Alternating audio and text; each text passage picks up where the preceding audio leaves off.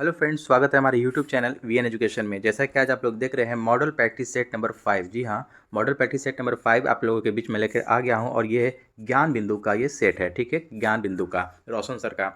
तो ठीक है, इसके साथ साथ मैं दोस्तों आपको खान सर अल्टरनेट सिस्टम से खान सर और प्लेटफॉर्म का, और इसके साथ साथ ज्ञान बिंदु रोशन सर का मैं सेट लेकर आप लोगों के बीच अल्टरनेट सिस्टम से आता हूँ।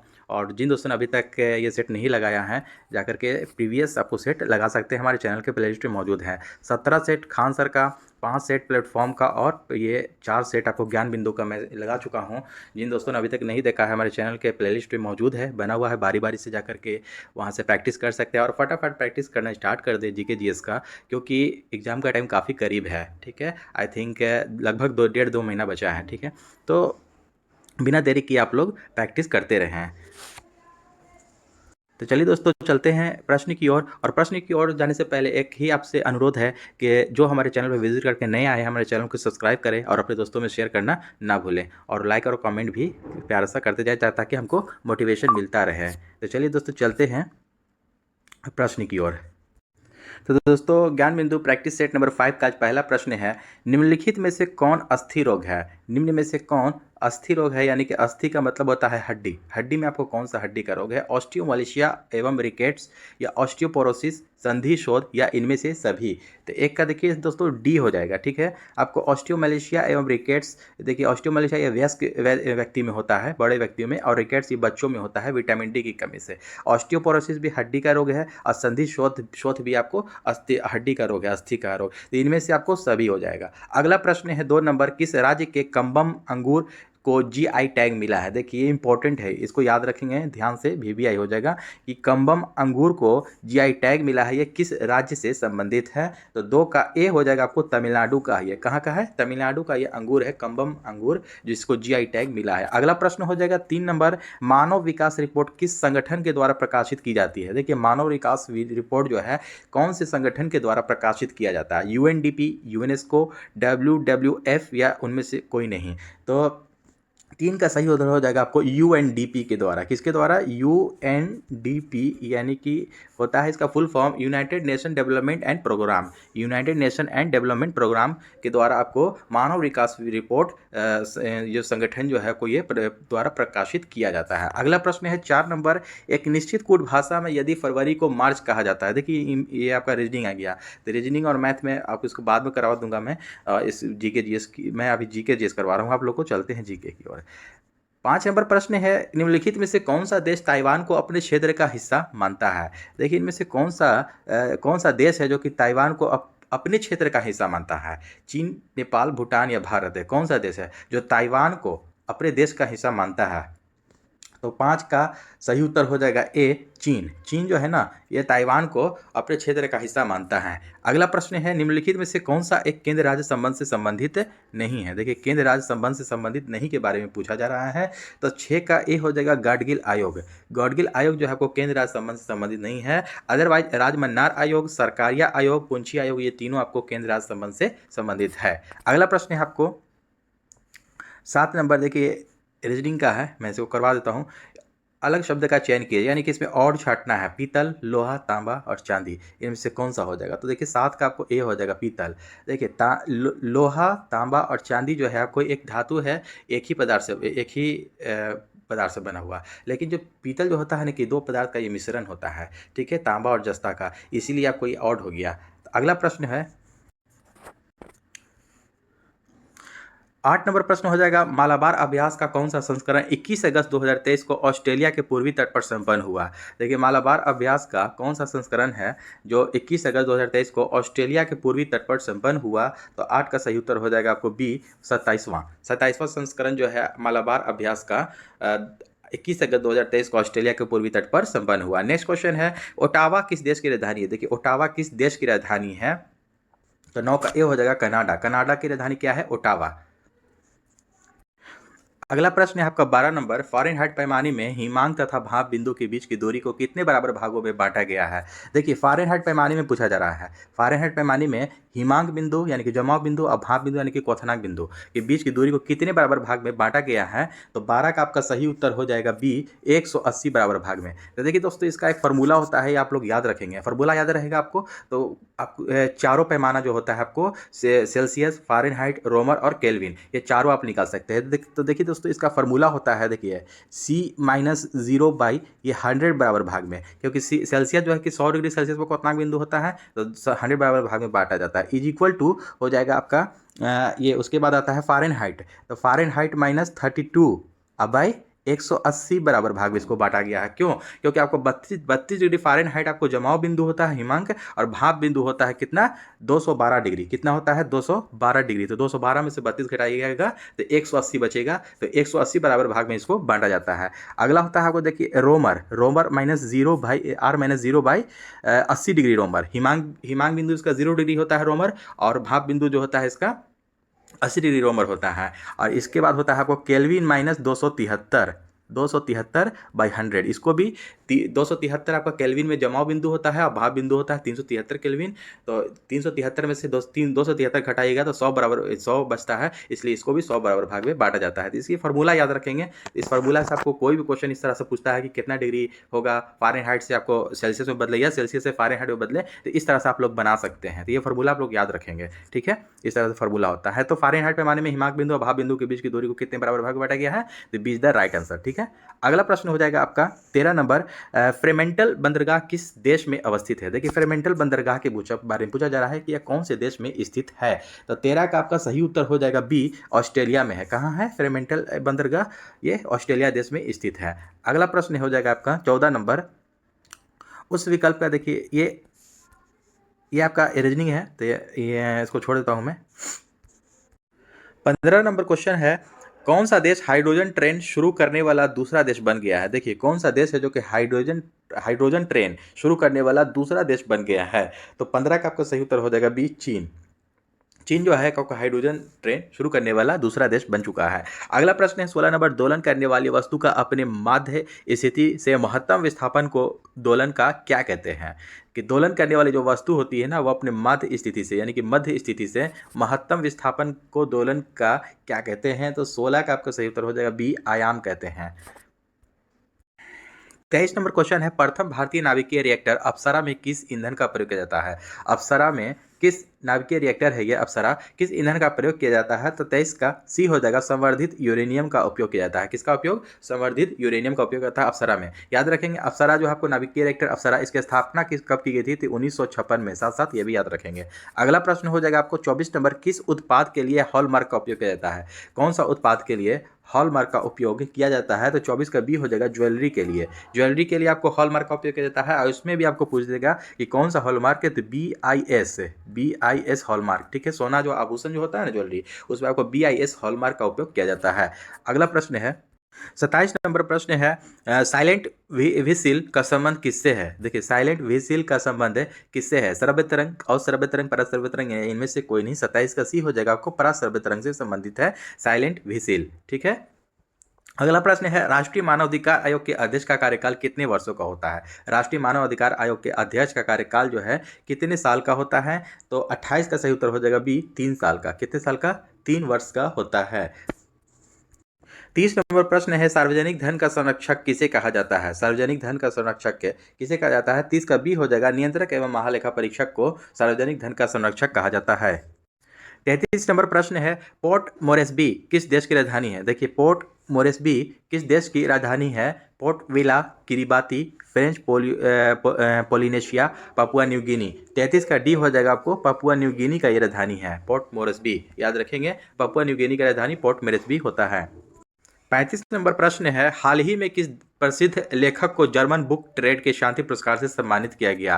किस प्रसिद्ध लेखक को जर्मन बुक ट्रेड के शांति पुरस्कार से सम्मानित किया गया है। 35 का डी हो जाएगा, सलमान रुश्दी को। किसको, सलमान रुश्दी को, प्रसिद्ध लेखक हैं ये, जर्मन बुक ट्रेड के शांति पुरस्कार से सम्मानित किया गया है। इंपॉर्टेंट है, इसको याद रखेंगे। अगला प्रश्न है 36 नंबर, जब सोडियम क्लोराइड के पानी में बने घोल के मध्य से बिजली प्रवाहित होती है तो कौन सा उत्पाद बनता है। जब देखिए जब सोडियम क्लोराइड के पानी में हम बने घोल, जब इसका घोल बना हुआ है जिसके मध्य से हम बिजली प्रवाहित करेंगे, बिजली को गुजारेंगे तो कौन सा उत्पाद बनता है? तो 36 का आपका बी हो जाएगा, सोडियम हाइड्रोक्साइड बनता है। क्या बनता है? सोडियम हाइड्रोक्साइड है। अगला प्रश्न है आपका 41 नंबर, बर्मा ब्रिटिश भारत से कब अलग हुआ? बर्मा जो है ब्रिटिश भारत से कब अलग हुआ? तो 41 का सही उत्तर है सी, 1937 में। याद रखेंगे 1937 में बर्मा जो है ना, बर्मा ब्रिटिश भारत से अलग हो गया था। 44 नंबर क्वेश्चन है, जल शक्ति मंत्रालय द्वारा first all India annual state ministers conference on water का आयोजन कहाँ किया गया? देखिए, जल शक्ति मंत्रालय के द्वारा first all India annual state ministers conference on water का आयोजन कहाँ किया गया? तो 44 का बी है, मध्य प्रदेश। कहाँ? एमपी में किया गया है। अगले प्रश्न है आपको 45 नंबर, क्रेटिया शब्द का तात्पर्य क्या है? यानी कि क्रेटिया शब्द से आप क्या समझते हैं? जनता, कानून, शासन या इच्छा? तो 45 का आपको सी हो जाएगा, शासन। क्रेटिया का मतलब होता है शासन। क्रेटिया इंपॉर्टेंट है। क्रेटिया शब्द का क्या तात्पर्य है? तो क्रेटिया का मतलब हो गया शासन। अगला प्रश्न है आपको 46 नंबर प्रश्न है, झेलम नदी किस झील से होकर बहती है? देखिए, झेलम नदी जो है ना, किस झील से होकर के बहती है? आपको बुल्लर झील, शेषनाग झील, डल झील या पंचभद्रा झील? तो 46 का आपको सही उत्तर हो जाएगा ए, वुलर झील से। वुलर झील जो है कि आपको भारत में सबसे बड़ी मीठे पानी की झील है। क्या है? सबसे बड़ी मीठे पानी की झील है आपको वुलर झील। ये आपको जम्मू कश्मीर में पड़ता है, ठीक है, याद रखेंगे। तो झेलम झील जो है ना, वुलर झील से होकर बहती है। 48 नंबर प्रश्न है, अंडर 17 एशियाई कुश्ती चैंपियनशिप में फ्री स्टाइल 55 केजी भार वर्ग में भारत के लिए एकमात्र स्वर्ण पदक किसने जीता? देखिए, अंडर 17 एशियाई कुश्ती चैंपियनशिप में फ्री स्टाइल 55 किलो वर्ग में भारत के लिए एकमात्र स्वर्ण पदक, गोल्ड मेडल किसने जीता? 48 का डी हो जाएगा, अंकुश। किसने जीता? अंकुश ने जीता। अगला प्रश्न है, वल्लम काली का संबंध किस खेल प्रतियोगिता से है? वल्लम काली का जो संबंध है, कौन से खेल प्रतियोगिता से संबंध ये रखती है? ठीक है, तो 49 का आपका सही उत्तर हो जाएगा आपका डी, नौका दौड़। किससे संबंधित है ये? नौका दौड़ से। वल्लम काली का संबंध नौका दौड़ खेल प्रतियोगिता से है।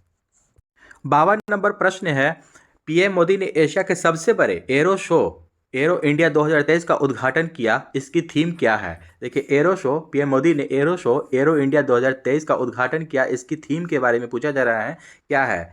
तो 52 का आप लोग याद कर लेंगे। 52 का डी हो जाएगा, the runway to a billion opportunities. क्या है? द रनवे टू ए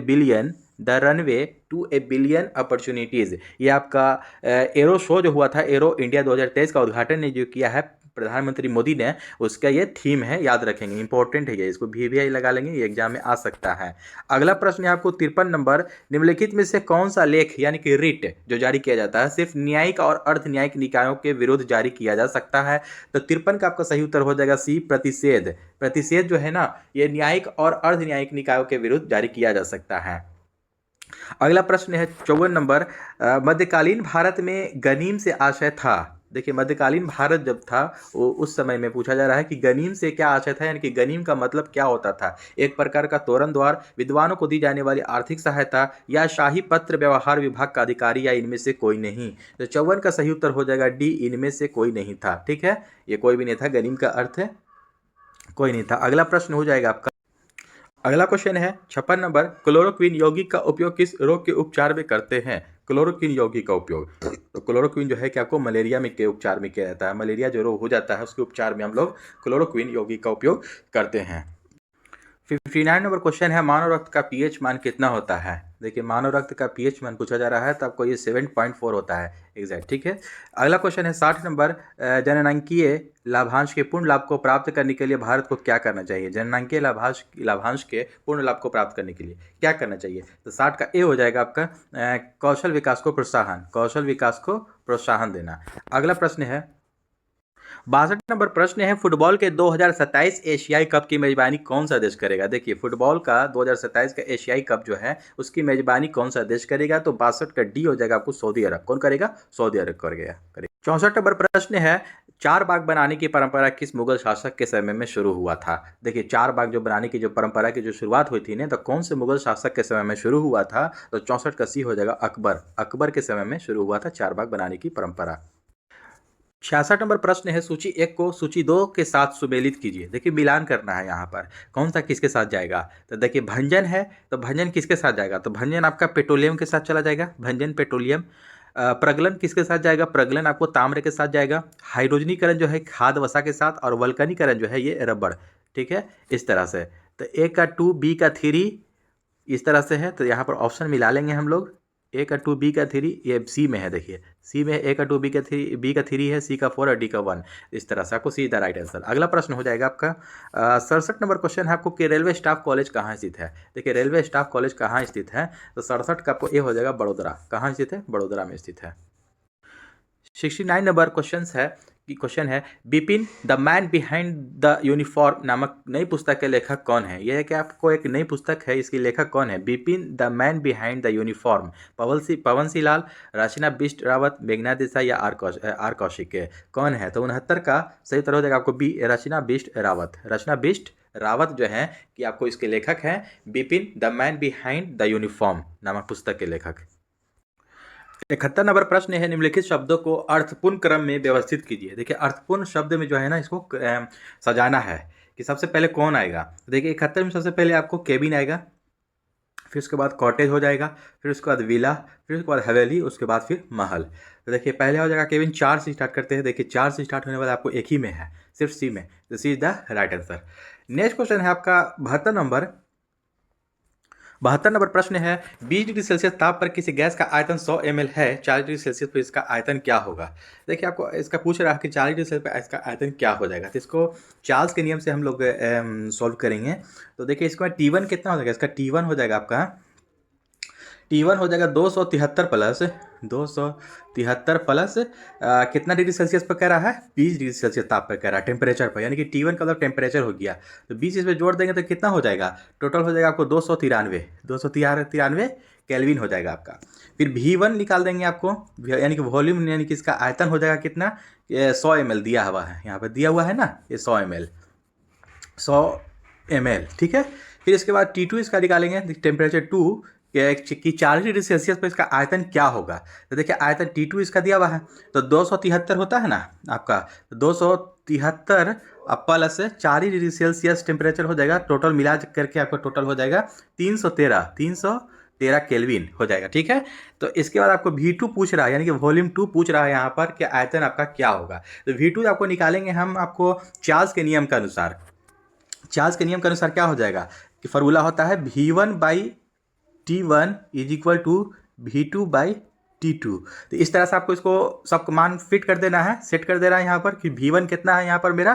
देखिए V1 है मेरा यहाँ पर 100, अब बटा में फिर हो जाएगा आपका 293 इज इक्वल टू, फिर हो जाएगा आपको V2 सेट कर देंगे। देखिए V2 तो पूछ रहा है हमारा, तो V2 रह जाएगा, और बटा में 312 कितना हो जाएगा, 313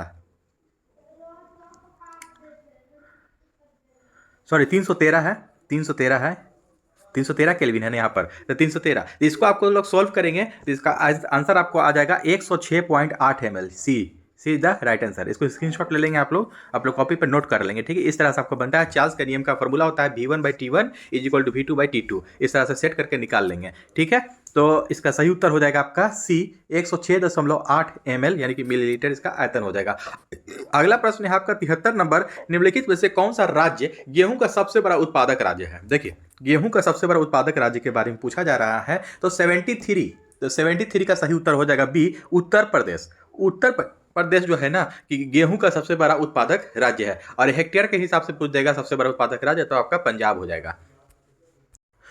अगला प्रश्न है आपको 75 नंबर, आधुनिक आवर्त सारणी के अनुसार तत्वों के गुण आवर्त फलन होते हैं उनके। ठीक है, आधुनिक आवर्त सारणी जो है आपको मॉडर्न पीरियोडिक टेबल जो होता है उसके अनुसार तत्वों के गुण जो आवर्त फलन जो होते हैं कि किसके अनुसार, परमाणु द्रव्यमान या परमाणु संख्या या परमाणु आकार या धातुई गुण के कारण। तो 75 का आपको सही उत्तर हो जाएगा बी, परमाणु संख्या के आधार पर आधारित होता है। आधुनिक आवर्त सारणी जो है ना वो आपको जो उसके तत्वों के गुण आवर्त फलन जो होते हैं हमको परमाणु संख्या के आधार पर, और जो पुराना वाला जो होता था आपको ये पुराना वाला मेडलिफ वाला जो था आपको आवर्त सारणी, तो उनका आपको वो आपको परमाणु द्रव्यमान पर आधारित था। क्या था, साथ साथ ये भी याद रखेंगे, मेडलिफ का आपको आवर्त नियम ये परमाणु द्रव्यमान पर आधारित था, और अभी जो है मोस्ले वाला वो जो मोस्ले वाला जो है आपका आधुनिक आवर्ती नियम ये आपको परमाणु संख्या पर आधारित है। नेक्स्ट क्वेश्चन हो जाएगा आपको 74 नंबर, कौटिल्य के अर्थशास्त्र के अनुसार निम्नलिखित में से कौन राज्य के करों की वसूल के लिए जिम्मेदार था। देखिए इसका क्वेश्चन है कि कौटिल्य के अर्थशास्त्र के अनुसार निम्नलिखित में से कौन राज्य के करों के वसूल के लिए जिम्मेदार था। तो 76 का आपका सही उत्तर हो जाएगा ए, समाहर्ता। समाहर्ता था। 78 नंबर क्वेश्चन है, कौन सी भारतीय कंपनी अंतर्राष्ट्रीय मुक्केबाजी संघ IBA महिला विश्व मुक्केबाजी चैंपियनशिप 2023 के लिए टाइटल प्रायोजक बन गई है। ठीक है ना, कौन सा भारतीय कंपनी जो है कि अंतर्राष्ट्रीय मुक्केबाजी संघ के लिए महिला विश्व मुक्केबाजी चैंपियनशिप 2023 के लिए टाइटल प्रायोजक बन गई है। तो 78 का सी हो जाएगा महिंद्रा ऑटो। क्या है? महिंद्रा ऑटो। 80 नंबर प्रश्न है, कौन सा राज्य पोषण जागरूकता सूचकांक 2023 में शीर्ष राज्य के रूप में उभरा। कौन सा जो राज्य है जो पोषण जागरूकता सूचकांक 2023 में जो शीर्ष राज्य के रूप में उभरा है, तो आपको बी हो जाएगा पंजाब। पंजाब उभरा है। 82 नंबर क्वेश्चन है, द्वैत शासन 1765 से 72 के काल की आलोचना करते हुए किस ब्रिटिश इतिहासकार ने इसे खुली और निर्लज्जतापूर्ण लूटपाट का युग बताया। ठीक ना, खुली और निर्लज्जतापूर्ण लूटपाट का युग बताया द्वैत शासन के काल की आलोचना करते हुए। कौन सा ब्रिटिश इतिहासकार है, किसने बताया? Thomas Munro, Percival Spear, Vincent Smith या आर्थर रस्किन। तो 82 का आपको सही उत्तर हो जाएगा B, Percival Spear. Percival Spear ने ये आपको ब्रिटिश इतिहासकार थे ये, इन्होंने द्वैत शासन 1765 से 72 के काल की आलोचना करते हुए उसका आलोचना करते हुए ये बताया कि ये काल जो था आपको खुली और निर्लजतापूर्ण लूटपाट का युग था। इसको बताया, इसको याद रखेंगे ध्यान से कि कौन से ब्रिटिश इतिहासकार थे ये, पर्सिवल स्पीयर। 85 नंबर प्रश्न है, भारत के राष्ट्रपति जिन सदस्यों द्वारा चुने जाते हैं वे होते हैं कौन कौन से होते हैं। देखिए भारत के जो राष्ट्रपति जो होते हैं ना, जो चुने जाते हैं, तो वह कौन कौन से उसमें सदस्य शामिल होते हैं। भारत के लोकसभा, राज्यसभा के, पार्लियामेंट एवं राज्यों के विधान सभाओं के, जनता के प्रतिनिधियों के। तो देखिए 85 का आपका सही उत्तर हो जाएगा सी, पार्लियामेंट एवं राज्यों की विधानसभाओं के। देखिए पार्लियामेंट और राज्यों की विधानसभाओं के। पार्लियामेंट में आपको क्या आ जाएगा, तो लोकसभा और राज्यसभा दोनों आ जाएगा पार्लियामेंट में। ठीक है, और राज्य के जो विधानसभा जो होते हैं, तो विधानसभाओं के जितने सदस्य होते हैं वे भी शामिल होते हैं आपको भारत की राष्ट्रपति के चुनाव में। ठीक है, नेक्स्ट क्वेश्चन हो जाएगा आपका 86 नंबर, सिल्क रूट पर नियंत्रण रखने वाले शासकों में सबसे प्रसिद्ध कौन थे। सिल्क रूट पर नियंत्रण रखने वाले शासकों में सबसे प्रसिद्ध शासक कौन थे। तो 86 का आपका सही उत्तर हो जाएगा डी, कुषाण। कुषाण था, और कुषाण वंश का संस्थापक कौन था, कुजुल कन्फ्यूशियस था। ठीक है, अगला प्रश्न हो जाएगा आपका 88 नंबर प्रश्न है, राष्ट्रपति द्रौपदी मुर्मू ने भोरोक्सा ट्रस्ट ऐप को लॉन्च किया है। ठीक है, भोरोक्सा ट्रस्ट ऐप को लॉन्च किया है या किससे संबंधित है। किसने किया है ये लॉन्च, राष्ट्रपति द्रौपदी मुर्मू ने किया है। तो ये किससे संबंधित है, तो 88 का आपको सी हो जाएगा, महिला सुरक्षा से संबंधित है। किससे संबंधित है, महिला सुरक्षा से। अगला प्रश्न है, हृदय स्पंद को नियंत्रित करने के लिए आवश्यक खनिज कौन सा है। हृदय स्पंद को नियंत्रित करने के लिए, कंट्रोल करने के लिए कौन सा खनिज जो है क्या आवश्यक है आपको। तो 89 का आपको सही उत्तर हो जाएगा आपको बी, पोटेशियम। क्या हो जाएगा, पोटेशियम। पोटेशियम का संकेत क्या होता है, के से हम लोग इंडिकेट करते हैं पोटेशियम को। वहीं ब्रोमीन को Br, सोडियम को करते हैं हम लोग इंडिकेट Na से, सल्फर को S से। ठीक है, याद रखेंगे साथ साथ। अगला प्रश्न आपको 92 नंबर, प्रधानमंत्री नरेंद्र मोदी ने किस राज्य में शिव मेगा हवाई अड्डे का उद्घाटन किया। देखिए शिव मेगा हवाई अड्डे का उद्घाटन किया है प्रधानमंत्री नरेंद्र मोदी ने किस राज्य में। तो 92 का ए हो जाएगा आपको कर्नाटक। कर्नाटक में शिव मेगा हवाई अड्डा, इसको याद रखेंगे आप लोग, VVI हो जाएगा। इसको एग्जाम आ सकता है कि प्रधानमंत्री मोदी ने शिव मेगा हवाई अड्डे का उद्घाटन किया था, किस राज्य में किया, कर्नाटक राज्य में किया। अगला प्रश्न है आपको 93 नंबर, मानव जाति में निम्नलिखित में से किस प्रकार का लिंग निर्धारण पाया जाता है। देखिए मानव जाति में निम्नलिखित में से किस प्रकार के लिंग निर्धारण पाया जाता है। तो अब इसलिए आपको जानते हो कि ए हो जाएगा आपको XY, जो गुणसूत्र होता है आपको ये मानव जाति में पाया जाता है।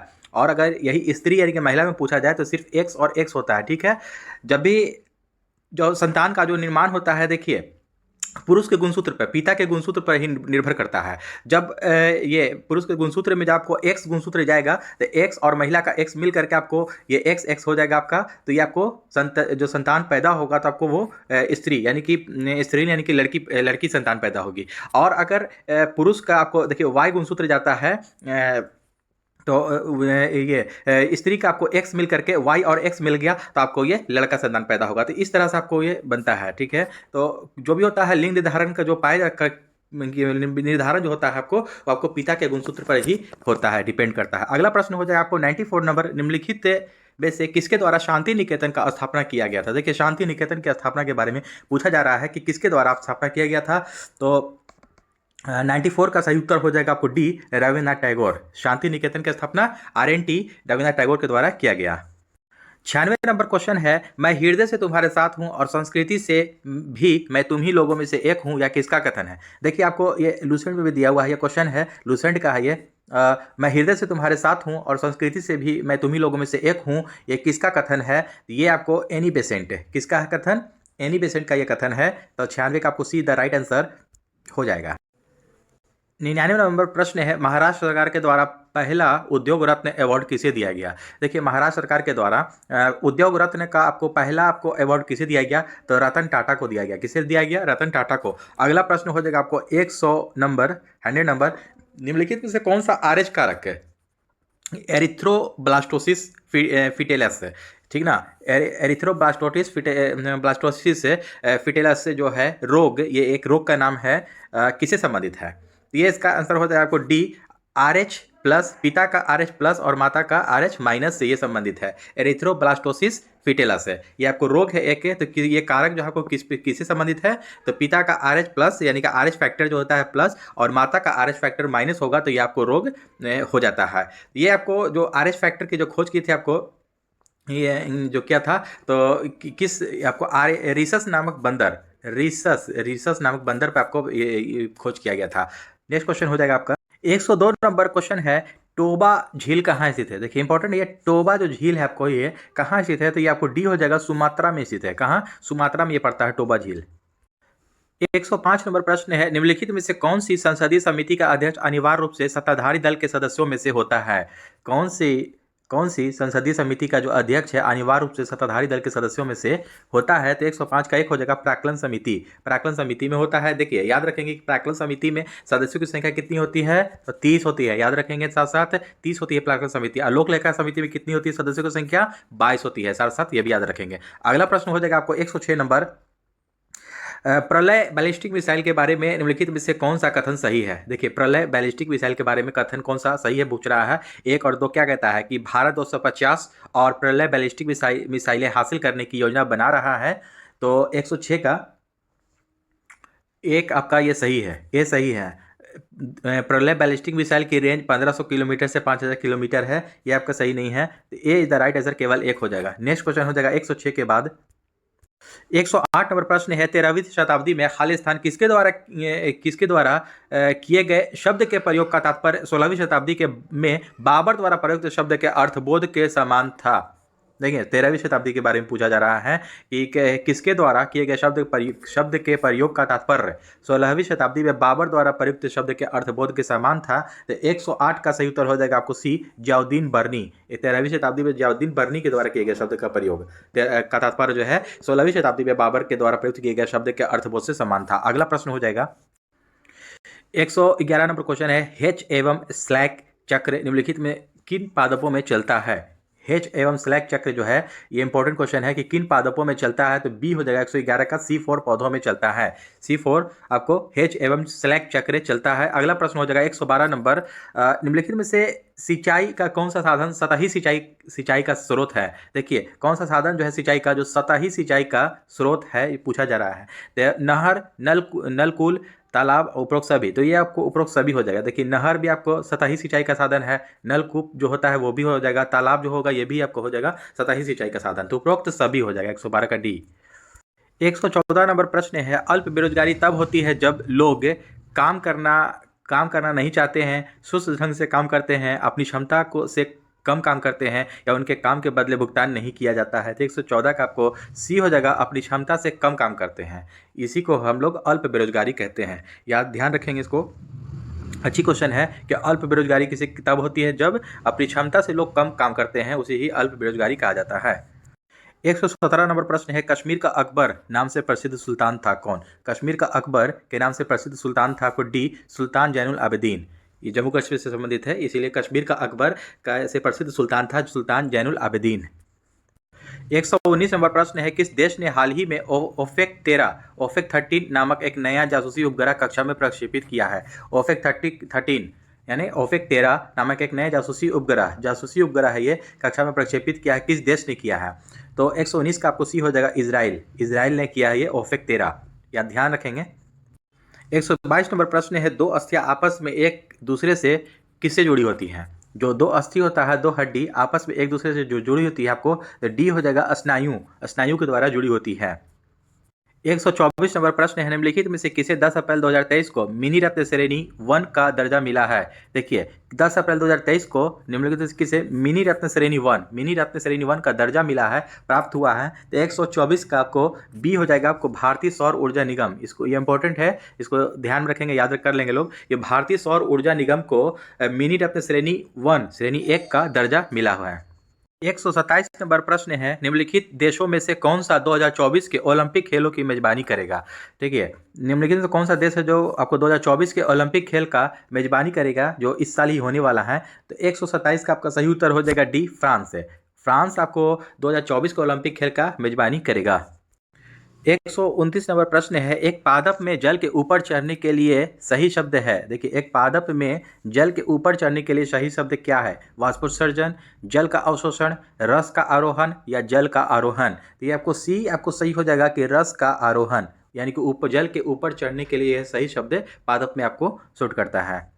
अगला प्रश्न है 132 नंबर कि विक्रेता बाजार ऐसी स्थिति है जहां, देखिए विक्रेता बाजार के बारे में पूछा जा रहा है कि जहां वस्तुएं प्रतिस्पर्धात्मक दरों पर उपलब्ध होती है, ये नहीं होगा, मांग पूर्ति से अधिक होती है, ये आपको बी आपको सही है यहाँ पर कि मांग पूर्ति से अधिक होती है, ये आपको विक्रेता बाजार कहलाता है, यानी कि मांग जहाँ पर हो रहा है पूर्ति से अधिक है। या आप यहाँ इसका मतलब ये होगा कि मार्केट में कोई भी चीज़ से जो बिक रहा है वो आपको जितना होना चाहिए उससे ज़्यादा है, यानी कि जितना लोगों का आपको डिमांड है उससे ज़्यादा आपको वहाँ पर माल मौजूद है, तो उसी को विक्रेता बाजार कहा जाता है। उसी का जस्ट उल्टा होता है आपको क्रेता बाजार। क्रेता बाजार जो होता है इसी का जस्ट अपोजिट होता है कि जहाँ पर मांग पूर्ति से कम हो, जहाँ पर लोग किसी चीज़ की मांग ज़्यादा हो रही है और मार्केट में उस चीज़ का जो पूर्ति है वो कम हो गया है, कम है, इस वहाँ पर आपको क्रेता बाजार कहलाता है, और विक्रेता बाजार मांग पूर्ति से अधिक होती है, यही है।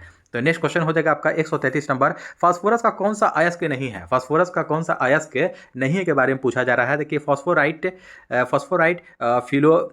फ्लूयोरा पाटाइट, क्लोरापाटाइट, बटाइट या ग्रेनाइट, क्या हो जाएगा? 133 का आपका सही उत्तर हो जाएगा आपको डी ग्रेनाइट है। देखिए ग्रेनाइट एक अलग चीज़ है, ठीक है ना। फास्फोरस या आपको फ्लोरापाटाइड या क्लोरापाटाइट जो है आपको ये फास्फोरस का अयस्क है, लेकिन ग्रेनाइट आपको फास्फोरस का अयस्क नहीं है। अलग शब्द का देखिए चयन करना है, दरिद्रता, समृद्धि, अभाव, कंगाली, ये आपको इसमें एक रीजनिंग है। तो 134 का आपको सही उत्तर हो जाएगा आपको बी, समृद्धि, ठीक है। नेक्स्ट क्वेश्चन पढ़ेंगे 135 नंबर, पीएम मोदी ने जापान के किस शहर में राष्ट्रपति महात्मा गांधी की प्रतिमा का अनावरण किया? देखिए प्रधानमंत्री मोदी ने जापान के कौन से शहर में राष्ट्रपति महात्मा गांधी की प्रतिमा का अनावरण किया? तो 135 का सही उत्तर हो जाएगा आपको बी, हिरोशिमा। हिरोशिमा में क्या था? हिरोशिमा देखिए यहाँ नाम से क्या रहता है कि हिरोशिमा और नागासाकी, जब सबसे पहला जो आपको परमाणु बम गिराया गया था 6 अगस्त 1945, कब? 6 अगस्त 1945 को जो गिराया गया था पहला परमाणु बम अमेरिका के द्वारा, तो हिरोशिमा पर ही गिराया गया था। और 9 अगस्त 1945 को गिराया गया था आपको नागासाकी शहर पर गिराया गया था ये, ठीक है, परमाणु बम। साथ साथ इसको भी आप लोग याद रखेंगे। नेक्स्ट क्वेश्चन है आपको 136 नंबर कि फराजी आंदोलन की शुरुआत किसने की? देखिए इंपॉर्टेंट क्वेश्चन है कि फराजी आंदोलन की शुरुआत किसने किया था? तो 136 का आपको सही उत्तर हो जाएगा आपको ए, हाजी शरीयतुल्लाह, इनका पूरा नाम है शरीयतुल्लाह टुट्टू मियाँ, ठीक है, हाजी शरीयतुल्लाह टुट्टू मियाँ इनका पूरा नाम है। तो फराजी आंदोलन का शुरुआत किसने किया था? हाजी शरीयतुल्लाह।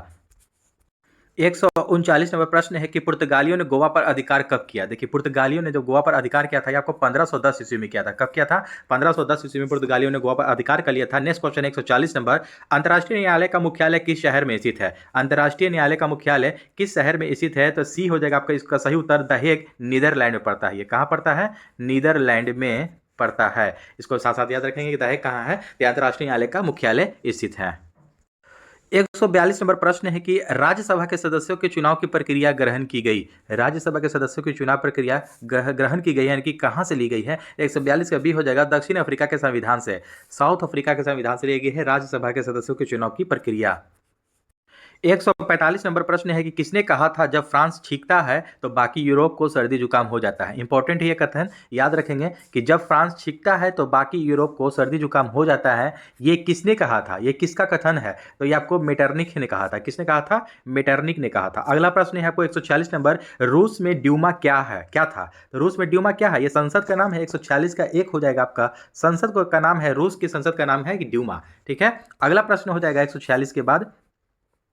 देखिए, निम्नलिखित में शब्दों को अर्थपूर्ण क्रम में आपको सजाना है यहाँ पर इसमें। तो सबसे पहले कौन हो जाएगा? 147 का आपको फर्स्ट में आपको देखिए क्या आएगा, पहले आएगा आपको परीक्षा फॉर्म। देखिए, परीक्षा फॉर्म पहले हम लोग भरते हैं तो 5 नंबर हो जाएगा। फिर उसके बाद आपको 3 हो जाएगा, परीक्षा फॉर्म भरते हैं। फिर उसके बाद प्रवेश पत्र हम लोग को मिलता है, एग्जाम देने के लिए जो जाते हैं तो प्रवेश पत्र मिलता है ना, एडमिट कार्ड, वो हो जाएगा। फिर उसके बाद 2 नंबर हो जाएगा, उत्तर पुस्तिका हम लोग को मिलता है। फिर उसके बाद 4 हो जाएगा प्रश्न पत्र, फिर हम लोग को मिलता है। फिर उसके बाद उत्तर लेखन 1 नंबर में लास्ट होता है, हम लोग उत्तर लिखना स्टार्ट करते हैं। तो इस तरह से आपको हो जाएगा, तो see the right answer. Next question हो जाएगा आपका 148 नंबर, निम्नलिखित में से कौन सा हार्मोन अंडोत्सर्ग के लिए उत्तरदायी है? कौन सा हार्मोन है जो अंडोत्सर्ग के लिए उत्तरदायी होता है? तो 148 का आपका डी हो जाएगा आपको ल्यूटिनाइजिंग हार्मोन। क्या हो जाएगा 148 का? 148 का डी हो जाएगा ल्यूटिनाइजिंग हार्मोन अंडोत्सर्ग के लिए उत्तरदायी होता है। तो दोस्तों, आज का सेशन यहीं पर समाप्त होता है। आई होप कि आज का सेशन भी अच्छा लगा हो, और अच्छा लगा हो तो हमारे चैनल को सब्सक्राइब करें, अपने दोस्तों में शेयर करना ना भूलें। तो चलिए दोस्तों, मिलते हैं नेक्स्ट सेट में। धन्यवाद।